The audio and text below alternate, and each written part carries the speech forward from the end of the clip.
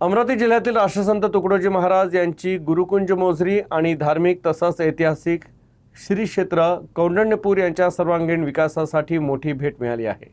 गुरुकुंज मोझरीसाठी 147 कोटी तर कौंडण्यपूरसाठी 224 कोटी रुपयांचा विकास आराखडा उच्च अधिकार समितीच्या बैठकीत मंजुरीसाठी सादर करण्यात आला। गुरुकुंज मोझरीसाठी 147 कोटी आणि कौंडण्यपुरासाठी 224 कोटी रुपयांचा विकास आराखडा उच्चाधिकार समितीच्या बैठकीत मंजुरीसाठी सादर करण्यात आला। याशिवाय वलगाव येथील संत गाडगेबाबा समाधी परिसराच्या विकासासाठी 10 कोटी 99 लाख रुपयांच्या कामाचा प्रस्ताव ठेवण्यात आल्याची माहिती स्थानिक आमदार राजेश वानखडे यांनी दिली।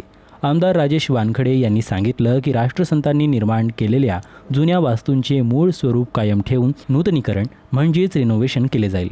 मोझरी इथे दरवर्षी येणाऱ्या लाखो भक्तांसाठी भक्तनिवास, ध्यान केंद्र, सौर ऊर्जा प्रकल्प आणि पिण्याच्या पाण्याची व्यवस्था केली जाणार आहे। पालकमंत्री चंद्रशेखर बावनकुळे यांच्या अध्यक्षतेखालील जिल्हा समितीनं या आराखड्याला मंजुरी दिली असून जिल्हाधिकाऱ्यांनी HPC बैठकीत याबद्दल माहिती दिली। या प्रकल्पामुळे अमरावती जिल्ह्यातील पर्यटन आणि आध्यात्मिक विकासाला मोठी गती मिळणार आहे।